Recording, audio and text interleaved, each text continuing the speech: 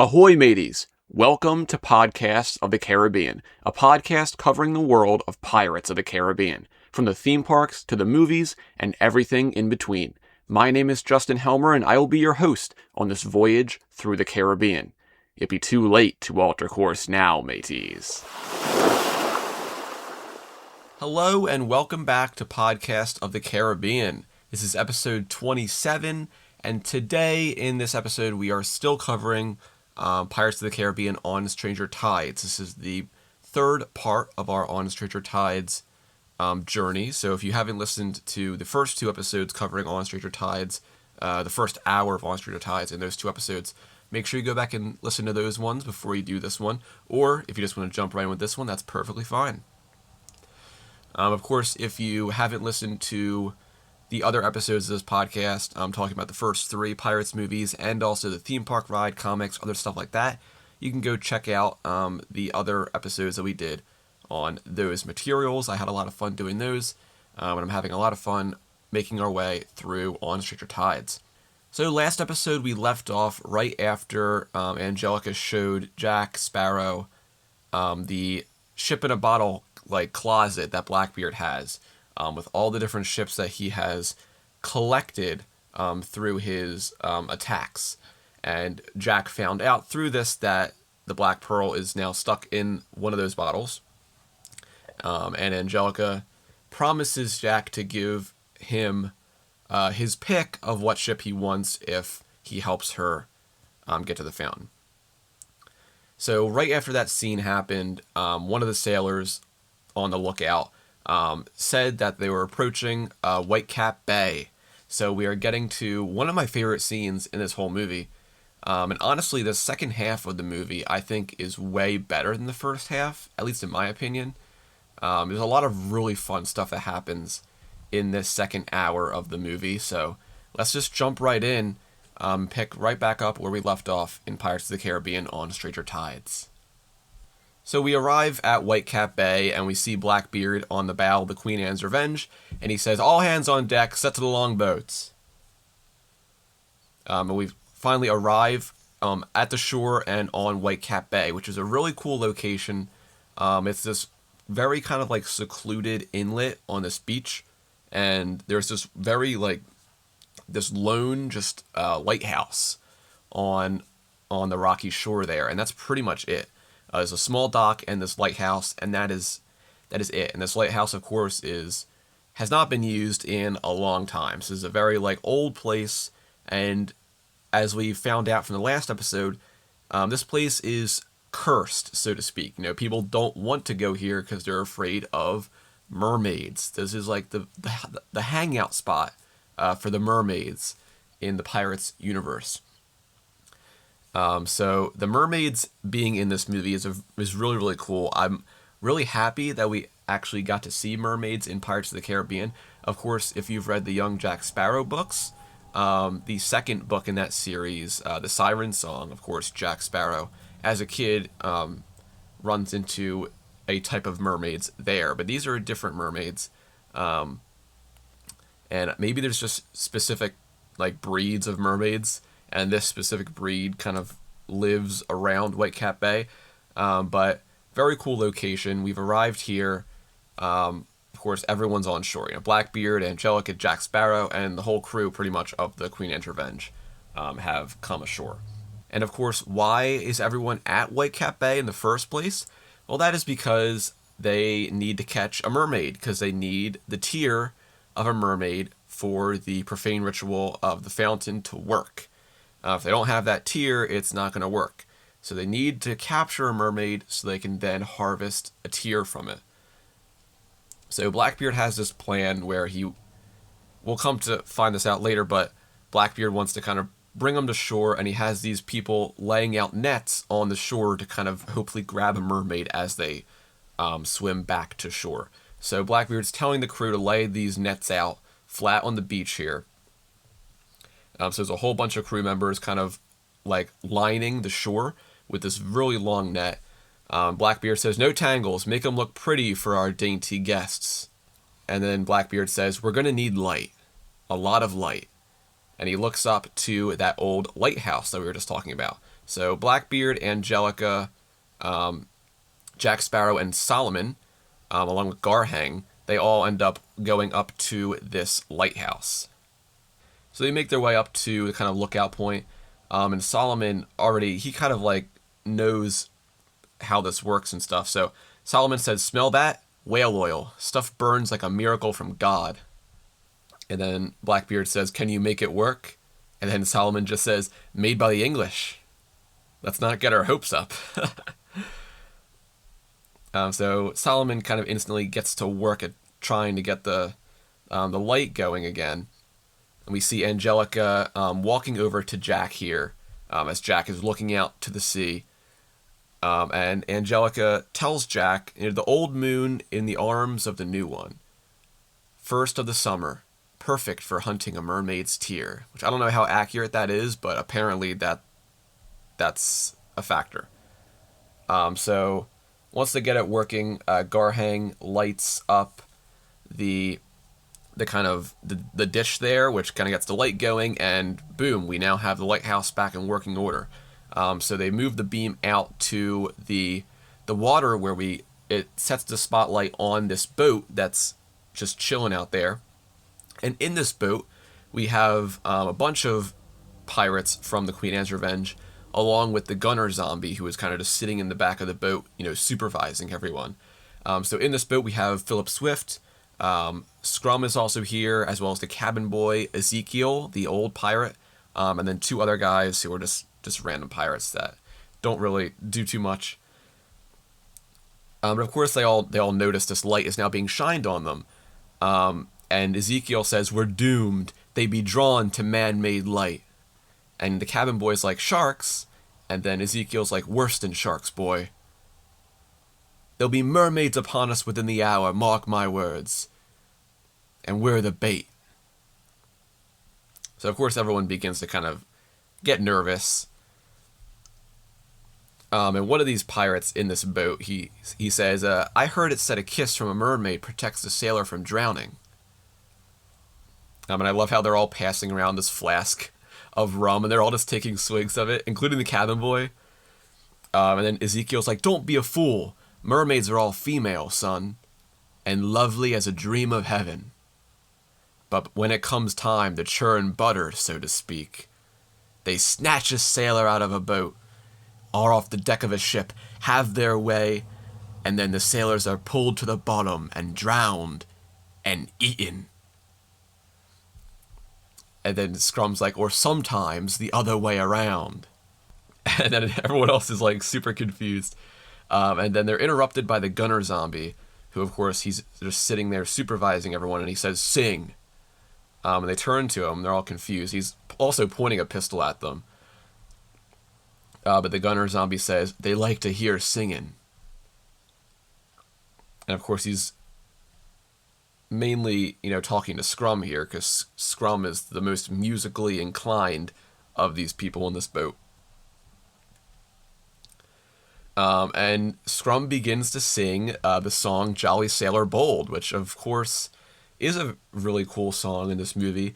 It ties in to the kind of the motif of the mermaids, I think, also in this movie, which is really cool. Also, very good song, great sea shanty. And I think this movie made this song very, very popular.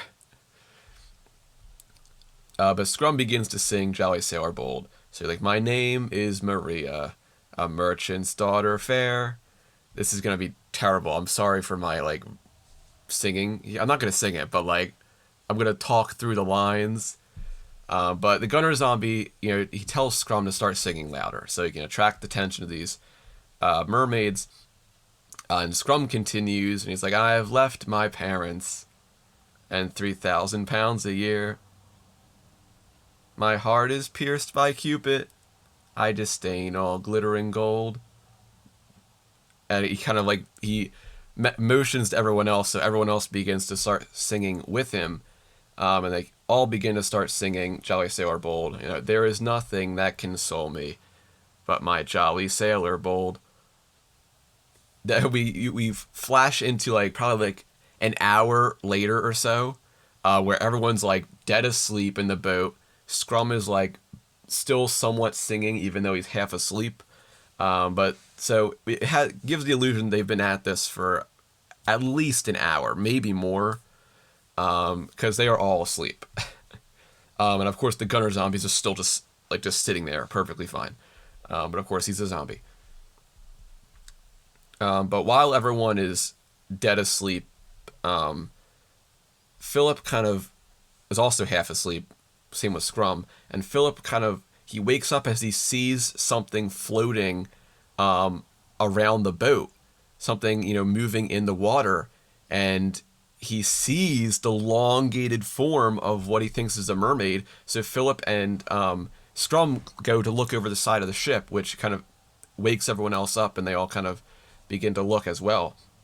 And then Scrum turns his head to the front of the boat, and he sees a mermaid just waiting there.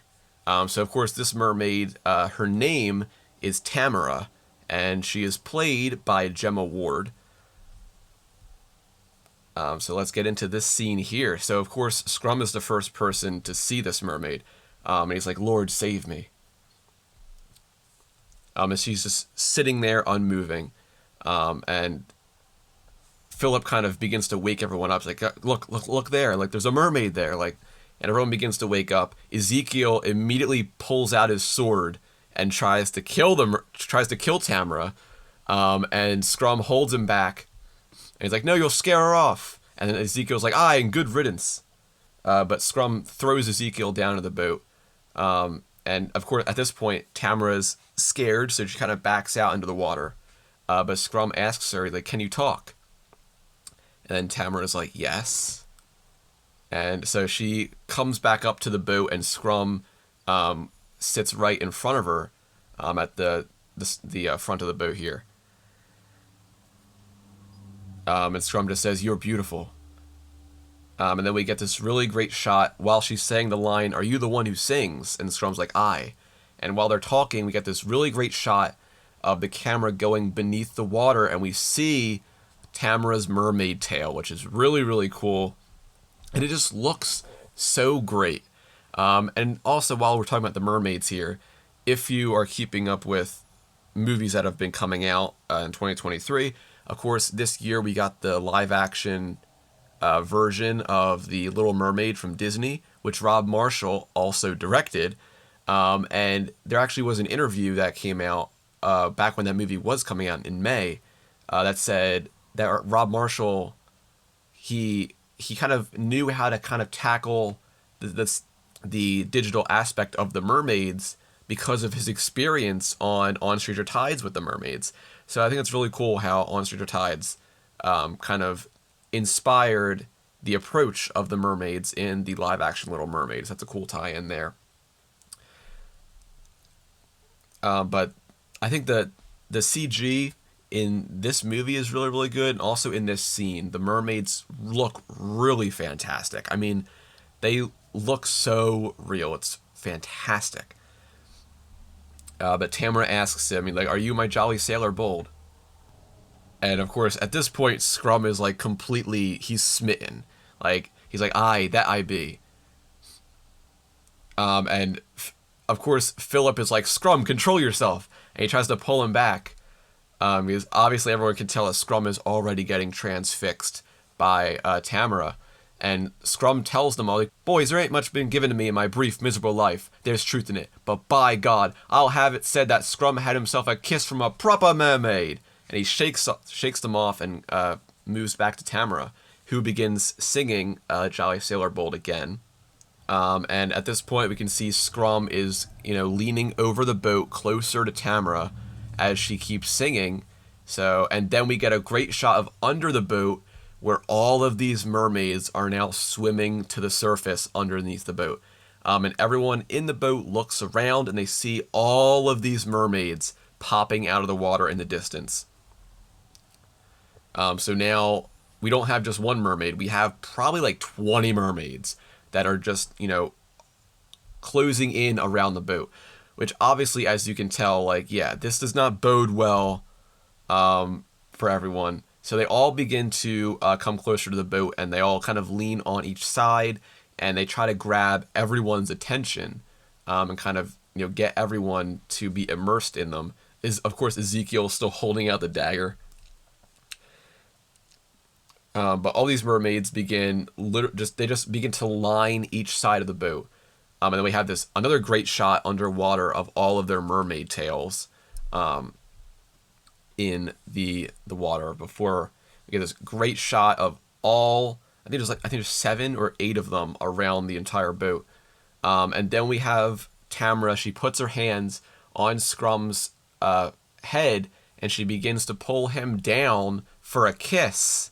And of course, we see Scrum is getting ready for the kiss, and Tamara begins to pull Scrum all the way down to the surface of the water. And once his face kind of gets submerged in the water, he opens his eyes, and then we get this horrifying transformation from Tamara, where she opens her mouth and she hisses, and then we see, the fangs, the mermaid fangs, begin to sharpen in her mouth. The flaky, like, scale skin kind of begins to show a lot more. It doesn't really show beforehand, but now that they're underwater, it kind of shows a lot more. You can see the scales and everything. That's really cool as well. I love the detail on these. But obviously we can see that, the mermaids now that they've kind of attracted their prey, now they are ready to attack. So, of course, Scrum begins screaming in the water, and Tamara jumps up to try to get him, but Ezekiel smacks her off with an oar, and all the mermaids then jump off the boat, and they all swim around frantically under the boat before they begin surfacing crazily, and one of the mermaids jumps out of the water and snatches one of the guys right out of the boat and back into the water. It's so cool. But as we can see now, we have this battle scene on this boat breaking out, where all these mermaids are now just jumping up. They're trying to grab everyone out of the boat.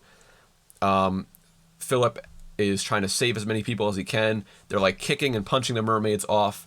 Another one of the mermaids jumps up to try to grab Ezekiel, but he pulls out his sword and stabs the mermaid, and sends her back down into the water. And at this point, everyone who was up in the lighthouse has now reached the shore again. So Blackbeard, Jack, Angelica, Solomon, and Garhang. And Blackbeard says, "Out upon it! It has begun!"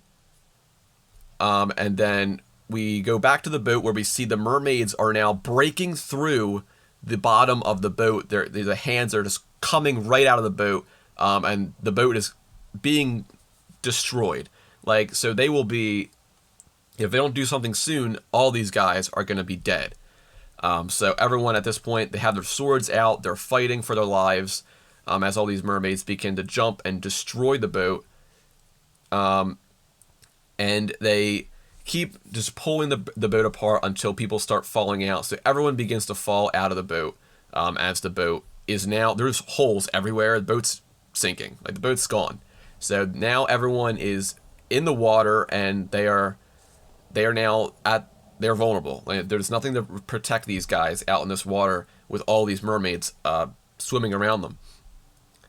So one of these guys who is trying to swim for his life, he gets pulled down by a mermaid, and then we have this really awesome scene of this mermaid dragging him all the way down to the depths of the sea, which is so cool. And we see, right before it cuts away, we see all these other mermaids that begin to swim over to this guy, and I'm guessing that they all just start eating this guy alive. So they all just begin to feast on this guy, right before it cuts back to above the water. Ezekiel is still trying to fight for his life. Philip then gets pulled down by one of the mermaids, but thankfully he is able to save himself. And then we go back over to the shore, where everyone's getting ready to start this big shore attack. And one of the pirates is like, "Muster your courage, drive them to shore." And then we go out to some of the boats that are in the water that aren't being attacked, that are lighting these explosive barrels and throwing them into the water, to kind of push these mermaids to shore. Then we see some great scenes of these barrels exploding. Once the barrel explodes, it distracts the mermaid that's currently trying to pull Philip down, so Philip is able to swim back up to the surface. And all these explosions that are now happening are now pushing the mermaids to the shore. So the plan is working, technically. So once, of course, everyone begins to notice this, Angelica begins to, give the orders, nets in the water, quickly, and all the people on shore are now grabbing hold of the nets and walking into the water to try to capture these mermaids. And one of the boats that was, throwing the explosive barrels in, begins to get overrun by mermaids. So they light one of the barrels, but then it falls into the boat, and they try to jump out of the boat, but one of the guys is stuck in the boat, and the boat capsizes and tips over with the barrel and the guy stuck under it, and then boom, the barrel explodes, the boat is sent up into the air, and I'm guessing that guy did not make it out okay. But man, feels bad for that guy. But then we see Blackbeard, who is looking out into the distance, and he sees all these mermaids, of course, that are funneling closer to the shore, and he puts his hand on the hilt of the sword of Triton, and that begins to steer the Queen Anne's Revenge toward Whitecap Bay to kind of push these mermaids in. And then the fire begins to erupt from the Queen Anne's Revenge's bow, and it begins to just easily pushes all these mermaids to shore. And of course, I haven't noted it yet, but there is some fantastic music from Hans Zimmer in this scene here. The mermaids theme is really, really great, and I talked about it on the first On Stranger Tides episode, but maybe it's just me, but I feel like the theme for the mermaids is like very similar to what I would call the Davy Jones Locker theme from At World's End. It like, if you listen to both of them, I'll give you an example of what I mean for the Davy Jones Locker theme. Like, one of the places that you'll notice it is once Up is Down is happening, and once the Black Pearl completely turns over, and while we're in the underwater there, the music that's playing there, if you listen to that and then also listen to the theme for the mermaids, I feel like they both sound very similar. Maybe that's what Hans Zimmer was going for, because it was kind of like an otherworldly thing for both, but I always think about Davy Jones Locker and that music associated with it when I hear the mermaids theme. But anyway, back to the movie. Of course, the Queen Anne's Revenge is now pushing all of these mermaids to the shore.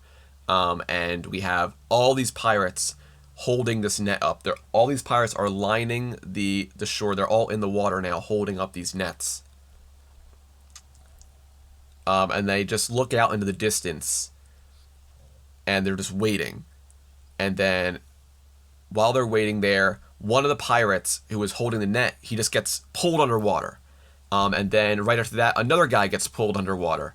And then we see these like seaweed like whips that the mermaids are using, and they literally take out everyone who is holding this net.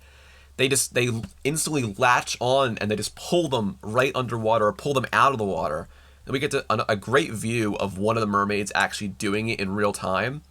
So the mermaid leaps out of the water, and it's almost like Spider-Man. Like, the seaweed just comes out of her hand, and it latches on to one of the pirates, and it just pulls him out of the water, or into the water, away from the net, back into the water. And of course, Jack is noticing all these guys getting destroyed out here. So, Jack is, telling them to retreat. It's like, retreat all to land for your lives. And we see even some of the pirates that are on shore are now being pulled into the water by these seaweed lasso whips, whatever you want to call them. So it's not looking too good for everyone. But Jack is telling everyone to retreat. But Blackbeard pushes him aside. He's like, cowards, back in the water. There be no refuge on land, on my word. And when he says this, Blackbeard literally shoots his pistol into the water right next to one of these pirates who's trying to retreat. And obviously, Blackbeard is merciless. Like, he doesn't care about any of these people's lives. He just wants that mermaid so he can get the tear from it. that really shows how, I don't want to say evil, but how, like, I'll just, yeah, merciless. Merciless is a good word for it. How merciless Blackbeard is in this movie. But Jack looks out to the water again, and he sees all of these mermaids coming toward them. There is probably like 30 mermaids, or maybe even more, that are just lining the entire length of the screen of this shot in multiple waves, and they're all coming in toward the shore of Whitecap Bay. So Jack sees this, and then we see a great close-up shot of all these mermaids swimming to shore. And then these mermaids begin using their seaweed lassos, and they begin pulling the dock apart. So they pull on the beams, and they pull the beams out. Dock starts collapsing. And Angelica is standing on this dock, so once the dock begins collapsing, she falls into the water. The whole dock falls into the water. Jack is safe because he's right on the part that didn't collapse. But Angelica is now in the water, and one of the mermaids grabs Angelica's leg with the seaweed whip, and Jack immediately runs over to help Angelica. He goes over and cuts the seaweed off Angelica and offers her his hand for her to help her up, and she just stares at him, and he's like, "Come on!" She eventually grabs his hand, pulls her up, and Jack looks up to the lighthouse, and he instantly has a plan. So Jack begins to run over to the lighthouse, and we have this great scene of him running on this dock while all the mermaids are just breaking through the dock.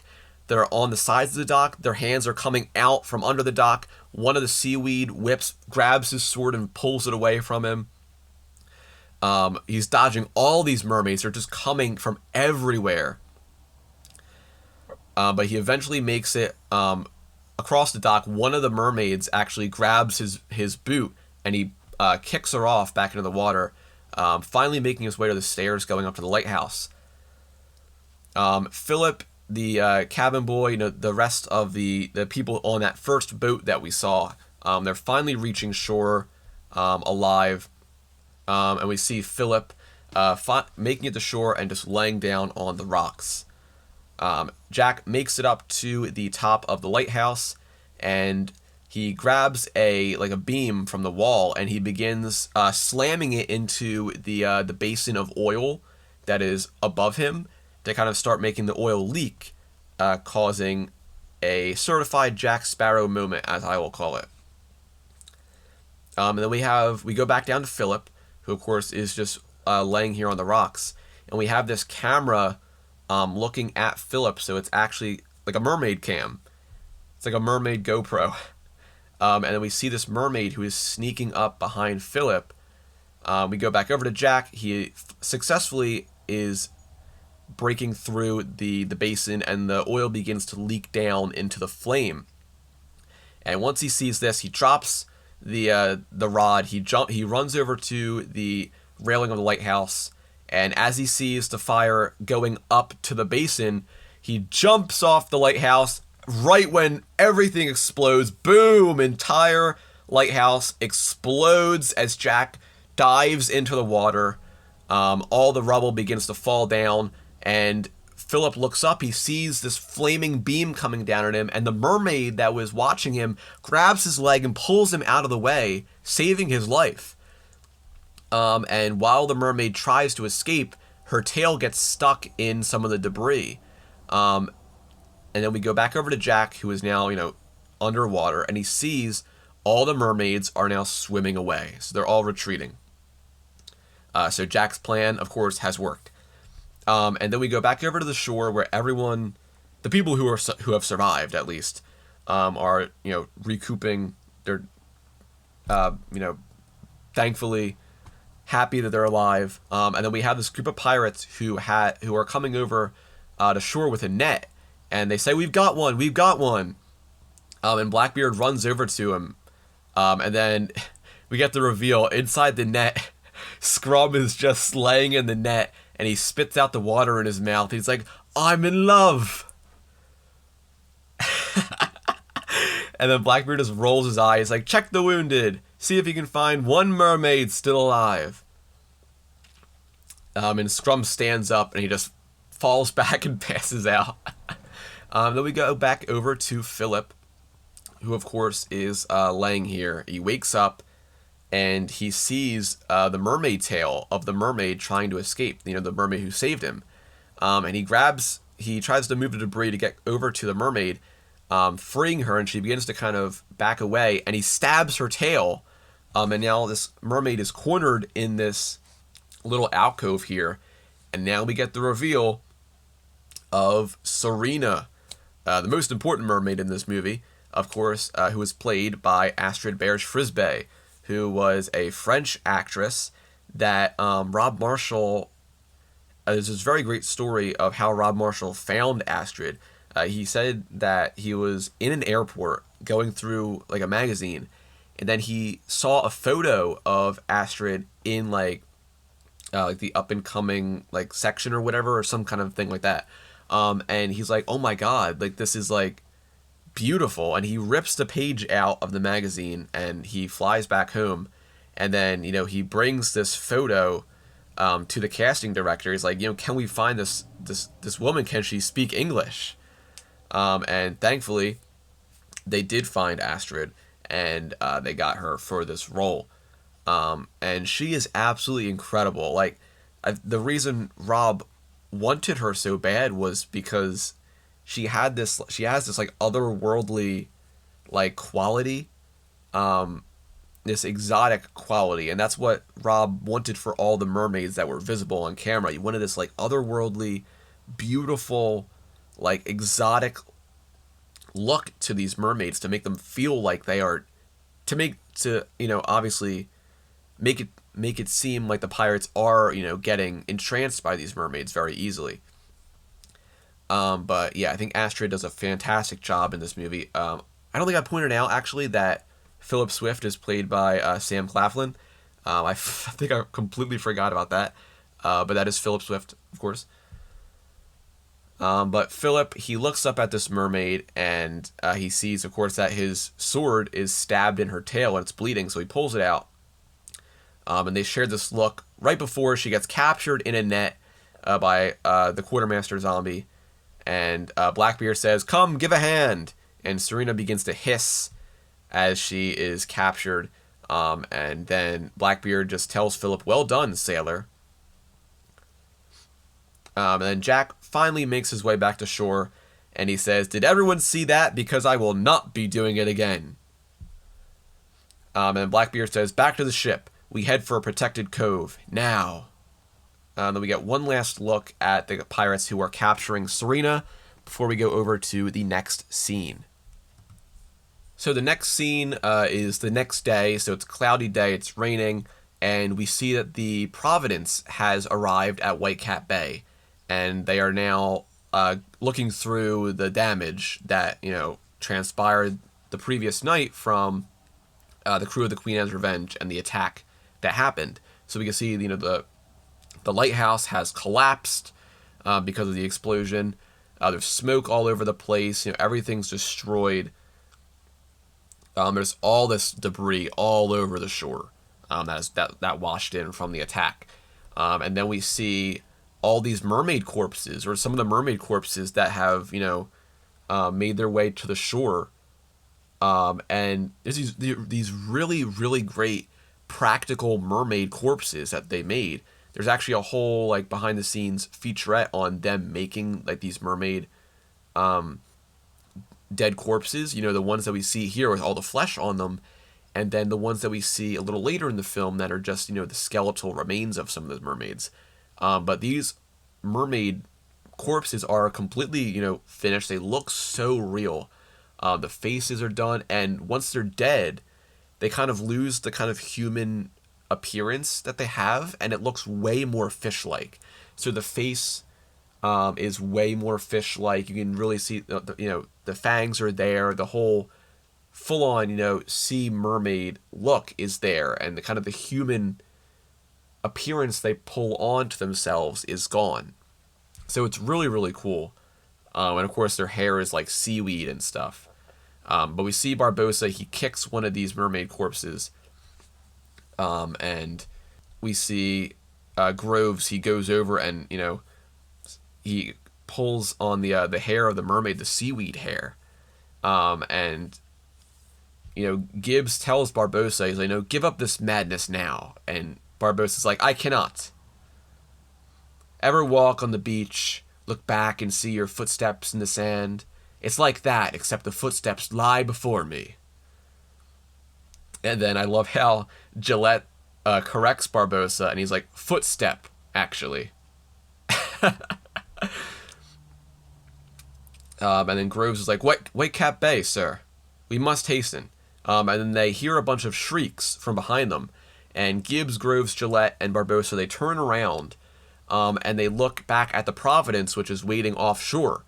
And they see the mermaids have surfaced again and are literally taking over the Providence. Like, this is absolutely crazy. Every time I watch this scene, I'm like, holy... this is absolutely nuts. So all these mermaids are literally just destroying the Providence so quickly. This is like the Kraken attack from the beginning of Dead Man's Chest. The fishing boat that gets pulled down immediately to kind of show the power of the Kraken. This is like something to like show the power of the mermaids. It's really, really awesome. But we can see all the, the sailors on the Providence, they're climbing up the rigging to get to high ground, which obviously won't do them much good once the ship begins to sink. But we can literally see, people falling off, jumping off. The mermaids are jumping onto the ship, off the ship, breaking the ship apart. And as Gibbs, Groves, and Gillette are literally horrified by this, Barbossa is just Barbossa, and he's completely unfazed. And he's like, we travel by foot. Gibbs, I require a head-in. And then Groves goes over to Barbossa. He's like, but sir, the men. And Barbossa says, they be dead already. And Groves just says, they don't sound dead.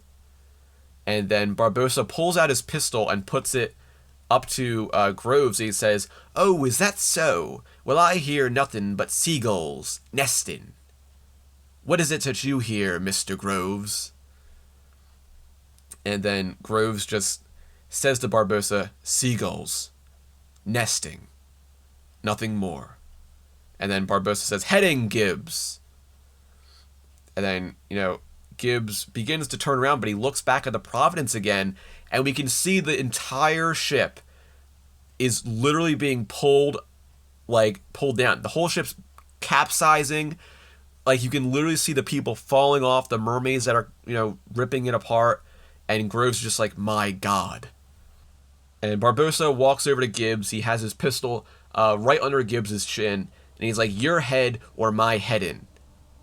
I'll have nay one or the other. I don't care which.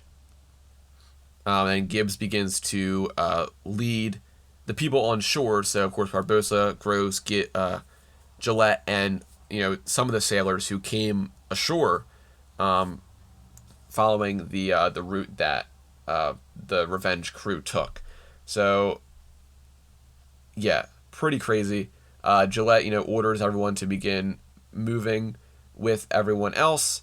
And right in the back of the shot, we see the rest of the Providence being pulled under the waves, and it's completely submerged. It's just such a crazy scene, because it also shows how Barbossa is just Barbossa. Like, Barbossa doesn't care about anyone but himself, which is typical Barbossa behavior. But just to see the actual, full power of the mermaids and what they can really do when there's a lot of them. Yeah, it's just absolutely crazy. Anyway, we go to the next scene where we meet back up with the crew of the Queen Anne's Revenge, who are now on shore, and some of the zombies are, they have that glass coffin that Jack saw below deck on the Revenge earlier in the movie, and they have, of course, Syrena in the coffin. So everyone begins to make their way up here. I love how Jack is blindfolded and Angelica's is tugging him along. We see the Revenge off in the distance one last time, because we won't see the Queen Anne's Revenge until the end of the movie. So say goodbye to the Queen Anne's Revenge. And then once they make it far enough away from the Queen Anne's Revenge, Blackbeard pulls the blindfold off of Jack, and he says, "It's to you now, Sparrow." And then Jack's like, "Was that really necessary?" And Blackbeard's like, "Best you not know the exact whereabouts of my ship. I be a cautious man." And Jack's like, "So be I." And he grabs his compass, and he says, "What I want first." And he waits for it to point, and he looks over in the direction, and he says, "Is Ponce de Leon's ship." So he begins to lead everyone in the direction of the Santiago, which is Ponce de Leon's ship. We have this great location, too. Absolutely beautiful, gorgeous location. And we then make it into this jungle here, which is really, really cool. And this jungle sequence was filmed in Kauai, which is a place on Hawaii, one of the islands of Hawaii, which is a really beautiful place. Another Disney movie that was recently released, Jungle Cruise, which I also love a lot. That was also, or the Portobello sequence of that movie was filmed in Kauai as well. Very beautiful place, very gorgeous place, and perfect setting for this like very lush jungle in the Caribbean. But we see, of course, some of the pirates are now, they're struggling to pull this giant glass coffin through this very dense jungle. And they're making their way through this this lake, so they're waist deep in this water, and these pirates are struggling to get this glass coffin through here. And Scrum's like, "Why is it that we need to bring her along?" And Angelica is like, "Because tears don't keep. We need them fresh." And Jack takes this opportunity to grab some more details about the ritual from Angelica. And he's like, "What is the ritual again? Water from the fountain and a mermaid's tear?" And then Angelica says, "And 2 silver chalices, 1 cup with a tear, 1 without." Now, of course, Jack is taking in all this information. He's keeping it up in his brain to save for later.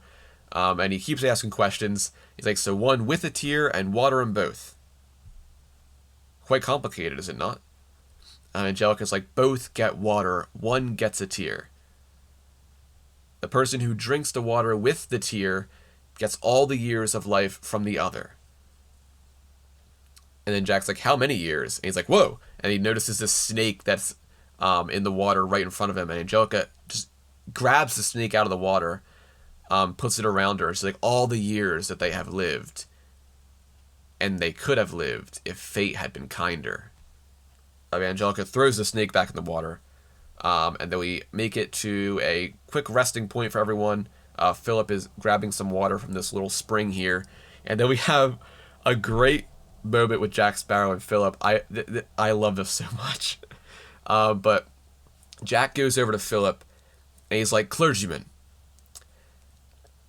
on the off chance this does not go well for me, I would like it noted here and now that I am fully prepared to believe in whatever I must, so that I may be welcomed to that place where all the goody-goodies get to go. Savvy?" And then Philip's like, "We have a word for that, Jack. You can convert."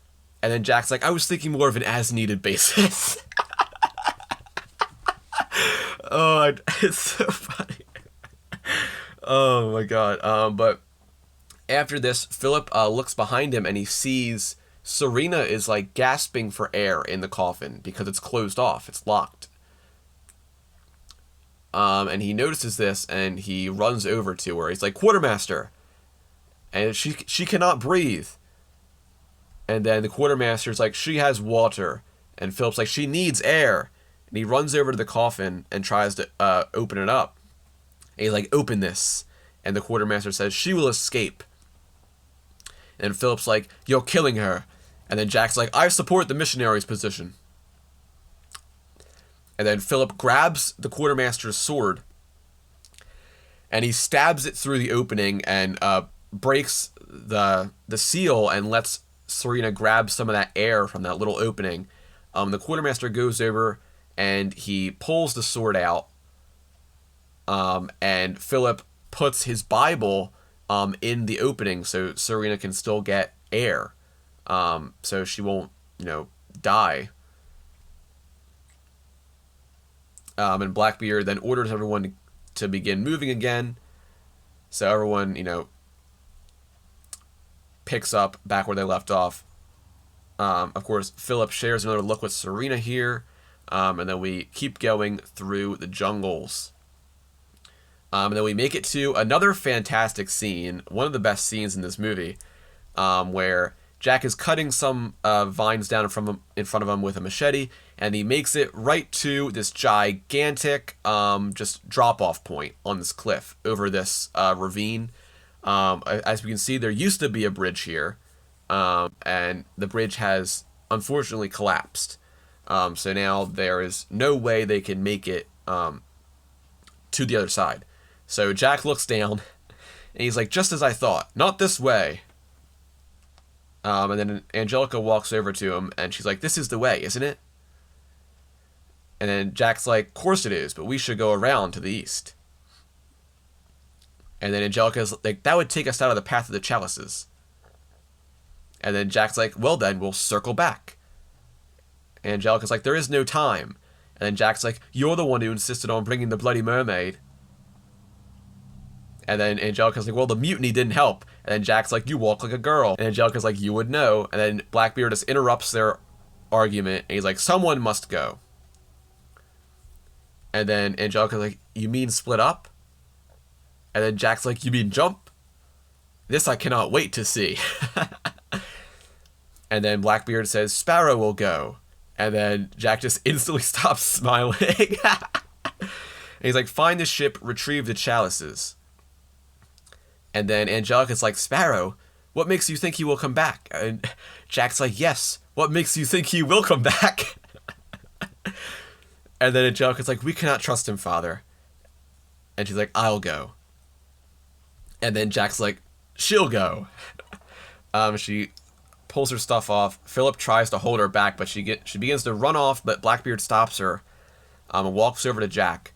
And he says, how much farther to the fountain? I'm running out of time. And Jack shows him the direction on the compass. He says, about a day's march north, following that river, you'll reach a series of pools. Then you're close. And then Blackbeard tries to grab Jack's compass, and he finally pulls it away from Jack, and he says, you will go. And then Jack's like, I was sure it would come to this. And Jack slowly walks toward the ledge, and he looks down at the gargantuan drop in front of him. And he's like, you know that feeling you get sometimes when you're standing in a high place? Sudden urge to jump? I don't have it. And then, out of nowhere, Blackbeard cocks his pistol and points it at Jack's head. And he's like, I need those chalices. And then Jack's like, shoot! Save me the bother of the fall. And Blackbeard's like, you will go, you will return, or I will kill her. And he points his pistol at Angelica. And Jack's like, you wouldn't kill your own daughter. And then Blackbeard says, Quartermaster, get me 6 more pistols, remove the shot from all but 2, but do not tell me which 2. Then we go over to this scene, which is really cool. I love this. But lays out all the pistols on this rock. And Blackbeard's like, you get to choose, Mr. Sparrow. And Jack's like, oh. And I love how Jack kind of like slowly makes his way through these pistols. Like, nope. No. And then he finally grabs one. He grabs this really, really small, tiny pistol. And he holds it up. He's like, yes. And then Blackbeard's like, you're sure? And Jack's like, of course I am. And Blackbeard aims the pistol at Angelica. And he pulls the trigger. And thankfully, there's no shot loaded in the pistol. And Blackbeard's like, again. And then Jack just grabs one of the pistols. He's like, oh, please, they're not even loaded. And I love how he turns around and waves the pistol at everyone. Everyone just like crouches down.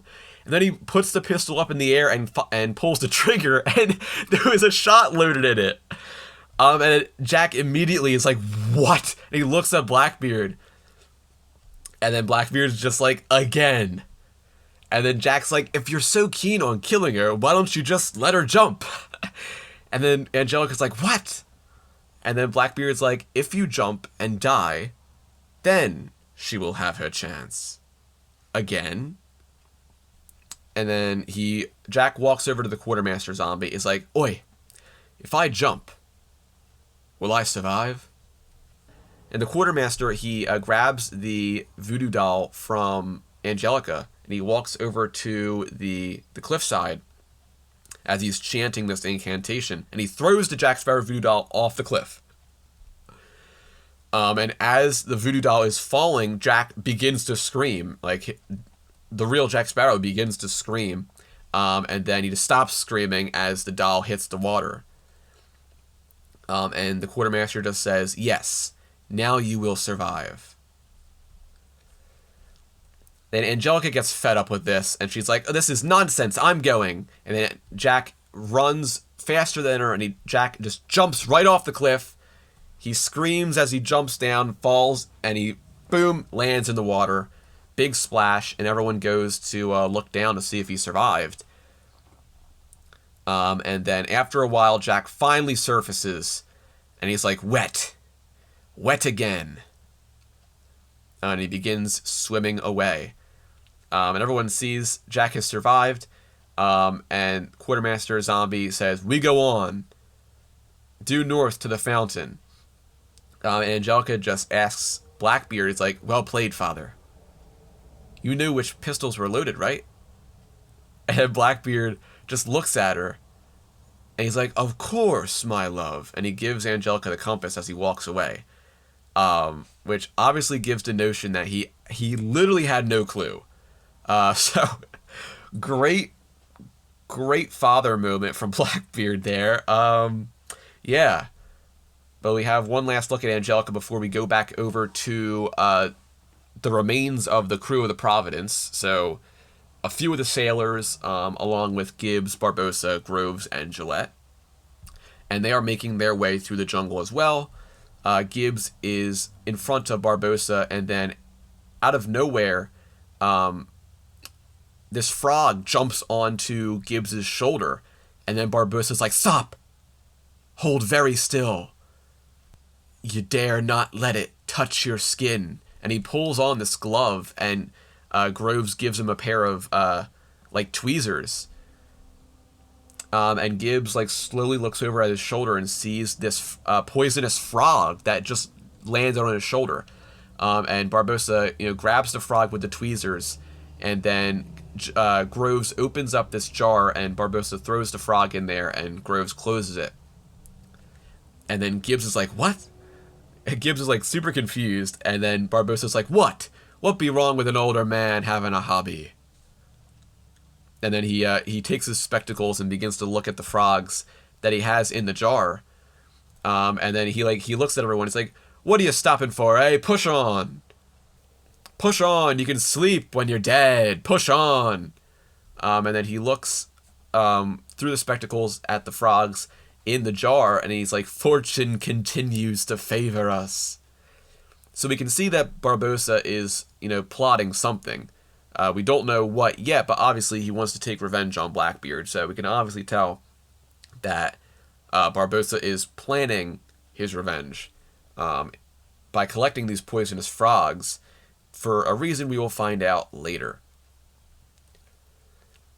We go back over to Jack Sparrow, who is now by himself out in the jungle, just running. He's booking it. He makes his way to the shore. And I love how he just trips in the weeds. And then he begins just hacking them with his sword before he runs away. Then he makes his way on this beach on the shore. The waves are crashing right there. It's really beautiful. And great side note, this was actually the very first thing that was shot for this movie. The very first day of photography on this film was this scene of Jack on this beach making his way toward the Santiago. So it's really, really cool. If you watch the making of On Stranger Tides, I think it's called Legends of On Stranger Tides, the beginning of it is this whole filming scene where, once again, in typical Pirates fashion, this location was very inaccessible. So they had to fly people in by helicopter. Rob Marshall came in on a jet ski. It's fantastic. But this was the first thing that was shot for On Stranger Tides, which is really cool. So very cool. They started off strong with this great scene with Jack Sparrow and Johnny Depp. And we finally make it to this really awesome area where this giant rock that has this opening entrance, and there's like this crazy like open like beach, like secluded like beach area. And Jack looks up, and we can see on the very top of the ridge is the wreck of the Santiago, Ponce de Leon ship. And Jack stares up at the Santiago. He's like, the Santiago, famously captained by Ponce de Leon. And he turns around, and he just stops. He's like, oh, there's no one there. Right then. Then he begins making his way toward the Santiago. Now, how did the Santiago get stuck all the way up there? I'm guessing that the water level just dropped over time. That's the only thing I can really think of. But after that scene, we go back to the crew of the Queen Anne's Revenge, who are still making their way through the jungle.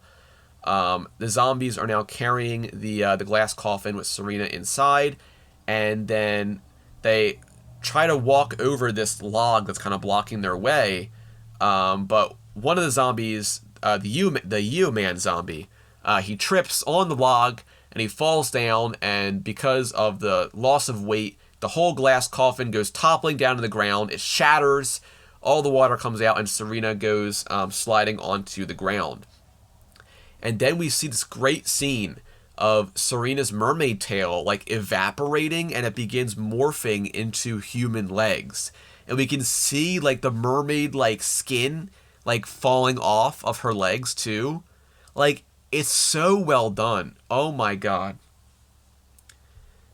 It's so well done. The visual effects in that scene are so cool. And we can see how the scaly skin begins to kind of turn back into very just basic, like, fleshy skin. Such a great transformation scene. Obviously, Ariel from The Little Mermaid would have had no problem. Whole movie would not have to even exist if this was an option for her, but unfortunately, that was not. But of course, Philip, who is, Philip, of course, obviously cares for Syrena a lot already. The quartermaster says, we must not stop. But Philip, he pulls off his vest, and he pulls off his shirt, and he puts it around Syrena. Blackbeard just walks over, and he says, you will walk. And Syrena she looks at him, and she tries to stand up. And Philip helps her stand up. She gets up and she tries to take a step, and her legs just collapse, obviously, because she's not used to walking with human legs. And she just says, I cannot.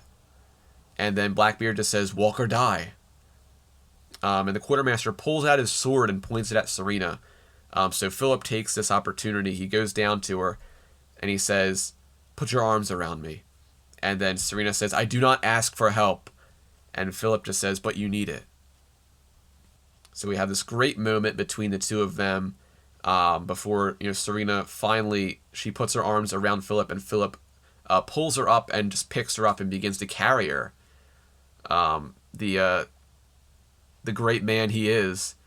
And Philip just says, we're in a hurry, yes? And then Blackbeard just says, do not fall behind. But obviously we can tell Philip really cares for Syrena a lot. Of course, he's responsible because he's the one who got her captured in the first place. But I do think it's a neat dynamic between Philip and Syrena. It is something that is, we haven't seen before. We haven't seen a guy and a mermaid kind of, falling in love in this series. But it's cool because, Philip is this guy who, he comes from this place of faith, very great devotion to God and the Lord and all this stuff, and how his perspectives change as he falls in love with Syrena. I think it's pretty interesting. But everyone begins to push on through the jungle, and they make their way to this area with these really large trees, and their roots are just coming out all over the ground. And Angelica tells them all to wait there until her command. So Philip, he puts Syrena down, and then now we have a great moment between the two of them. So he kneels down, and he says, such beauty. Surely you are one of God's own creations, and not a descendant of those dark creatures who found no refuge on the ark. Such beauty. And yet deadly. And then, Syrena says, deadly? No. And then Philip says, you attacked me. And Syrena just says, no, you are different. And Philip's like, different? And Syrena says, are you not? You protect. And then Philip's like, did you? And he makes the connection, and he's like, you pushed me down out of the way. And he realizes that Syrena saved his life. And then we see in the background, we see Blackbeard and Angelica. Angelica asks Blackbeard, like, you see the fountain? And Blackbeard's like, no, but we are close. And then Blackbeard says, bring the creature, cover its head. And then Philip just yells, she has a name! But everyone's like, okay, bro, like... And Blackbeard's like, pray tell. And then it's here where Philip actually gives Syrena the name Syrena. And he just says, she is Syrena. And then that scene ends, and we go over to another one of my favorite scenes in this movie. Honestly, probably top 3. We're getting to the part of the movie where we have Jack Sparrow on his own, but also he's going to meet up with an old rival here. And this is the part of the movie that is my favorite part of the movie. This whole stretch of the movie is absolutely incredible. But Jack, he finally makes his way up to the wreck of the Santiago. It's just above him. He's almost there. It's now nightfall. It's taken him all day to get up here. But he makes his way in. We have this great shot of, half of the ship is literally teetering off the edge of this cliff. So it's a very, you got to be very careful. Watch your step on this ship. But Jack finally makes his way inside. He pushes these planks aside. He comes into the captain's cabin. And he notices immediately all this treasure that is in this room. There is so much treasure in here. Like a crazy, crazy ton of treasure. And he looks around, he takes a look at everything, and he sees a bed, and he sees a skeleton in the bed. And he realizes that it's Ponce de Leon in the bed. And Jack just says, Ponce de Leon. And also, I will bring this up, this is a theme park reference. So obviously, if you listen to the episodes that I talked about, the theme park ride, specifically the first episode of season 2, where we talked about the Disneyland ride specifically, there is a scene in the Disneyland version of the Pirates of the Caribbean ride with a skeleton pirate captain who is in bed, and he is looking at a map through a spyglass. And all around this bed, there's treasure and all kinds of different stuff that these pirates have plundered. And on the headboard behind this skeleton pirate, there is a skull and crossbones up on the bed. And as we can see, Ponce de Leon's skeletal remains are in the bed. He's looking at a map through a spyglass, and on the headboard behind him is a skull and crossbones, and he's surrounded by treasure. So it's very cool to get this reference in here. Of course, at this point, there aren't many places to put other theme park references into the movies because so many have happened in the first 3. So it's a big deal when we get one. But yeah, very awesome theme park ride reference. This is one of my favorites of one of the references to the ride. It's just so accurate in like every part of it. It's great. But Jack makes his way all the way inside, and then he's stopped by a mysterious voice off in the distance. And then we find out it's Barbossa. And Barbossa says, if 40 pirates dreamt of 40 nights of treasure, it would not match the contents of this room. And then Jack squints off into the darkness, and he's like, you. And then Barbossa emerges from the edge of the cabin, and he just says, and he points his sword at Jack, and he's like, you. And then Jack's like, no, and he pulls out his sword and holds it up Barbossa. He's like, you. And then Barbossa's like, I was here first. Barbossa continues like, you, why are you here? And then Jack's like, Blackbeard sent me. Why are you? And then Barbossa says, silver chalices for my royal liege. And then Jack's like, oh, please. And they begin to sword fight. But immediately, once they begin moving quickly, the ship starts teetering. And Barbossa's like, back, we have to balance it out. We see a great exterior shot of the ship teetering on the edge of this cliff. Blackbeard and Barbossa's like, the whole ship will slide. So Jack gives up and he puts his sword away. And he's like, right then. What if we each choose an item of approximately equal weight? And then he looks around and he grabs like a little like golden like kind of like chalice or brazier off the table. And the whole ship starts teetering to the other side. Like Barbossa's like, put it back. And then Barbossa's like, we touch nothing. And Jack finally puts it back where it was, and the ship moves back into normal position. And then from the sliding, the box under the bed comes out into view with 2 chalices engraved on the top of the box. So Jack and Barbossa, they see the box, they look at each other, and then Jack's like, what about that? And then Barbossa's like, the chalices. And then Barbossa begins to walk back to kind of make the ship slide in his direction. So the chalices begin to slide toward him.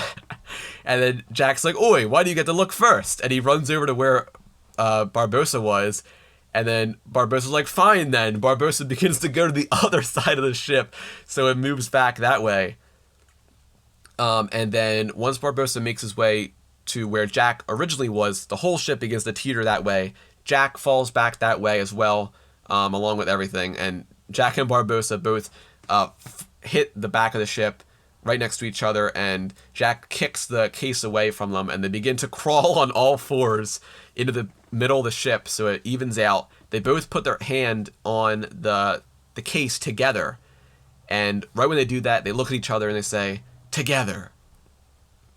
And they open up the box together, and they see the chalices are gone, and there's just 2 rocks put in their place to kind of hold the weight. And then Jack's like, rocks. And then Barbossa's like, the Spanish. And Jack's like, they're ahead of us, mate. And then Jack looks over to Ponce de Leon's corpse on the bed, and he's like, I shall have a look at that map, if it's what I fear. And then we get this great shot of Jack and Barbossa jumping into the bed together. I can't help but laugh every time I see this thing, because it's just so funny watching them just jump into the bed like little kids. And Jack flicks this coin off of him to kind of distribute the weight again. But Barbossa begins to look at the map that Ponce de Leon's looking at. And then Jack's like, I wonder why they left this behind. And he tries to grab the map from Ponce de Leon. And as he grabs the map, Ponce de Leon's skull begins to turn toward Jack. And Jack just looks over at it. And he looks over at Barbossa. And Barbossa just mouths the words, don't touch the map. And then Jack just moves the map back into place. He's like, oh. And then Barbossa just says, they know the path, but I can also see where they'll most likely make camp. And we see on this map, on the top of the map it says San Miguel, which I'm guessing is this whole colony that the Spanish set up. And then we can see the camera zooms in on this old Castillo on the map. And then we get a great transition from the illustration on the map to the actual place. And we're about to go steal some chalices. But yeah, this is the part of the movie that I love the most because the whole buddy, the buddy situation between Jack and Barbossa, it is so much fun to watch. It is so much fun. Like, because, they both have such a rich history. And this is like the one time they actually both actually work together to do something. And it's just such a great scene. It's so great. I just love them working together. Their banter together. It's just absolutely fantastic. But Jack and Barbossa are surveying the Castillo from above. And then from behind them, we see Gibbs, Grove, Gillette, and some of the other crew members of the Providence are, making their way toward their location. So Jack hears Gibbs' voice from behind, and Gibbs is like, "Jack!" And then Barbossa is telling everyone to be quiet. And then Gibbs pops up on Jack's left side. He's like, "Gibbs, I was just on my way to break you out of jail." And then Gibbs just gives him this look. And then Jack's like, "You stole my map."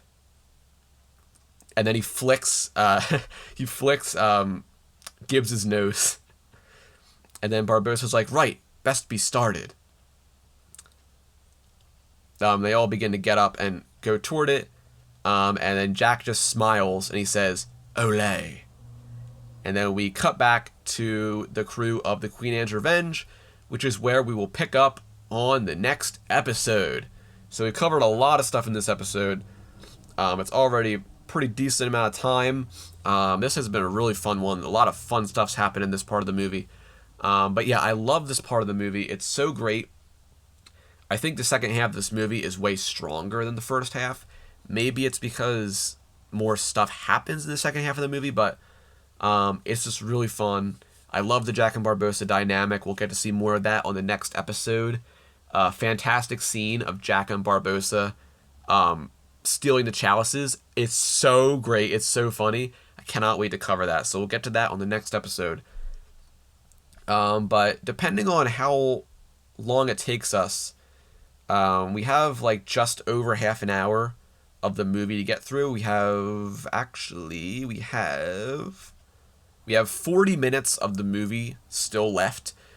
So we might get through all of that on the next episode. So the next episode might be the last part for On Stranger Tides. So that might be a longer one if we try to get through everything else. So be prepared for that. Might be a little bit longer. But I've been having a lot of fun going through this. Of course, once we get through On Stranger Tides, we'll begin to cover Dead Men Tell No Tales, which I'm also extremely looking forward to as well. But I hope everyone has been enjoying these episodes. I've had a lot of fun getting back into the swing of things, getting back to the roots of the podcast, how we did things on the very first episode. So it's been a lot of fun. I hope you've been enjoying it. And of course, if you have enjoyed this episode or you are enjoying the podcast, I posted something on my Instagram, one of the posts I put up last week, and I got a comment that said that they were excited for the next episode and they were just binging through, trying to get through all the episodes they had to catch up on to get to the next episode. And that just made me so happy to know there's actually people out there who love the podcast so much to just binge through it like that. It makes me feel really great. So thank you so much for everyone who reaches out, who sends messages to me on Instagram, who leaves reviews. There's been some great reviews on Apple Podcasts that have really warmed my heart. Emails that I've gotten from some of you guys as well. It's really made this whole experience worth it for me, just connecting with some other Pirates of the Caribbean fans, kind of sharing this experience, kind of keep this franchise alive. So I thank you so much. It really means a lot to me that everyone enjoys this so much, enjoys it as much as I do, making it. And I'm just happy that I found people that also enjoy Pirates of the Caribbean as well. So it's very, very nice. Thank you guys so much for listening. If you listen to every episode, that is just incredible. Thank you so much. And of course, if you have enjoyed it, please leave a rating or a review wherever you're listening to the podcast. It greatly helps boost the podcast up in the search bar. It recommends it to more people who may be interested in this thing.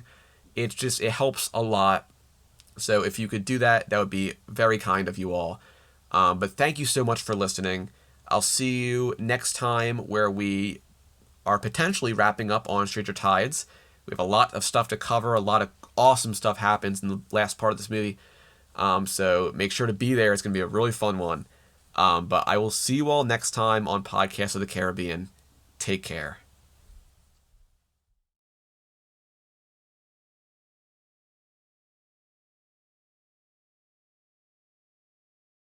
Podcast of the Caribbean is in no way affiliated with Disney. If you want to send me an email or a question, you can send it over to podcastofthecaribbean@gmail.com. You can also follow this podcast on Instagram at Podcast of the Caribbean, and also over on Twitter at PodcastPOTC. I post fun content, trivia over there. Make sure you go check those out.